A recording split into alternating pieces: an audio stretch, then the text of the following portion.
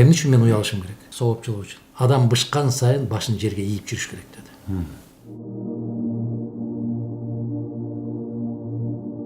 Эми бир суроо кайра жерге түшөлү.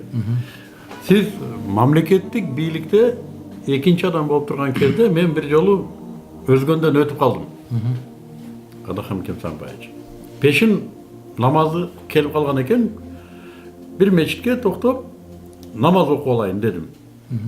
Жана эшиктин алдында бир аксакал чөгүнгө даратка суу камдап жүрүптүр. Билесизби ким? Раматылык сиздин атаңыз. Кимсанбаева.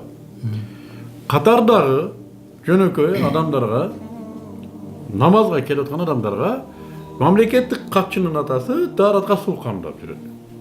Соопчулук үчүн. Сиз атаңыздан эмнени алдыңыз? Мен көп эле жолу суроо берилген учурларда ушундай жооп берем. Мен атам, мен мустатым. Биринчи кезекте мен мустатым. Мендеги бүтүндөй жакшы нерселер болгон болсо бул атам менен энемдик. Андан кийин калганда агайым менен эжекелеримдик. Мендеги жаман нерселердин баары өзүмдүн терс кыялым. Өзүмдүк.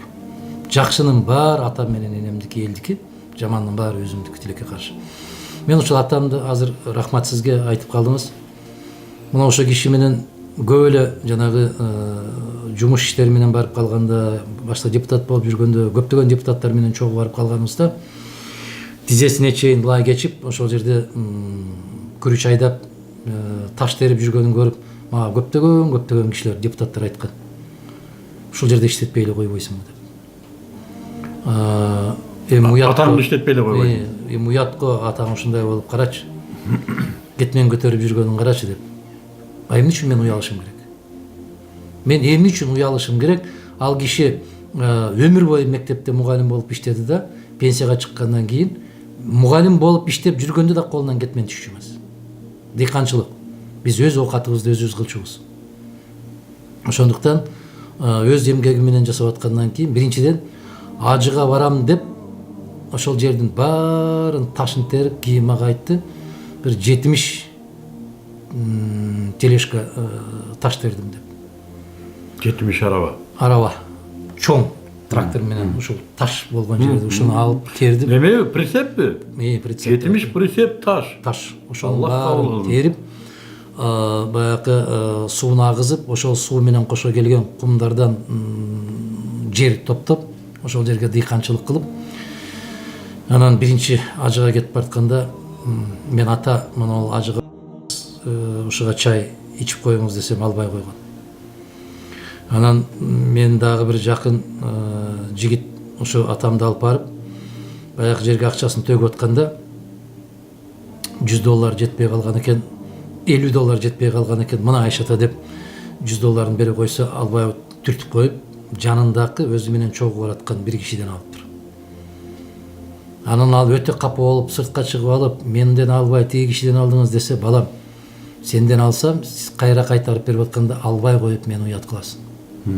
Бул кишиден аманатка алдым, алып келип кайтарып алдым.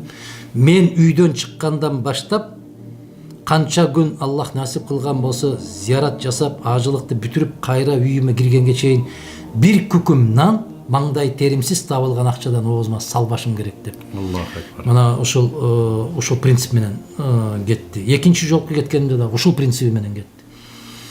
Улам билесиз, октябрда күн аябай сууп калат. Ошол мезгилде да масчан болуп алып, жанагы шалын кургатат эле.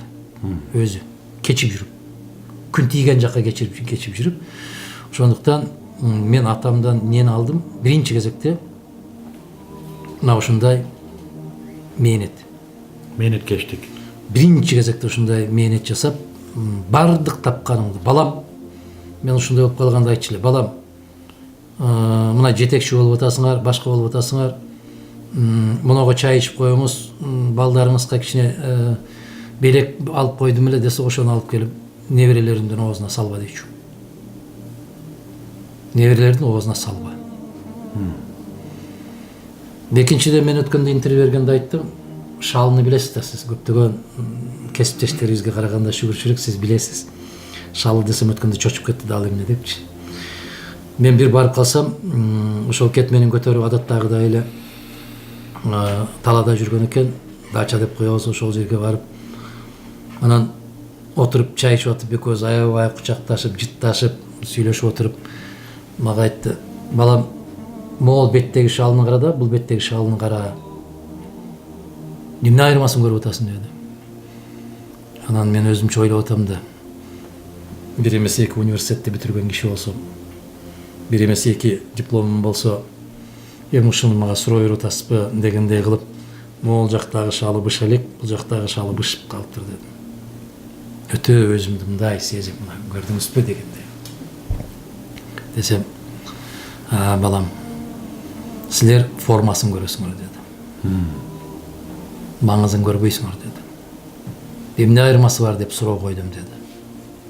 Сен айтып атасың, бул көк быша элек экен, бул бышып калыптыр деп айтып атасың деди. Андан башка эмне айырмасы бар деди. Мен унчукпай калсам айтат: көк шалы асманды тешип жиберишидей болуп тик турат деди. Дан толуп, дан бышкан сайын ал башын ийет деди. Адамдын башына акыл толуп, адам бышкан сайын башын жерге ийип жүрүш керек деди. Керкейүүчүлүк деген түшүнүк болбош керек деди.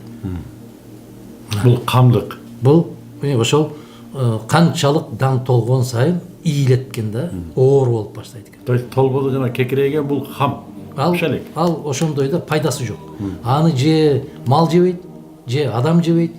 Өзүнөн өзү ушундай өсүп атканына өзүнө өзү ыраазы да ал. Берки бышкан сайын ийилип. Ошондо не деп айтты мага? Канчалык даражаң жогорулаган сайын башың төмөндөй берсин балам деди. Жөнөкөй. Ошондо анан сенин акылыңдын толгондугунун белгиси болот деди. Көрүнгөн кишиге керкейип жооп берүү, же болбосо кишилердин алдында башты тике көтөрүп өтүү, бул адепсиздик болот. Мен сен дайыма бышып калган шалыдай көргүм келет балам деди. Мына көрдүңбү, бир 5 мүнөттүн ичинде мен сенин ички дүйнөңдү билип койдум балам. Дали жакшысың деп койду. Бул атанын балага берилген баасы, анан атанын балага берген өмүр бою унутулгус тарбиясы.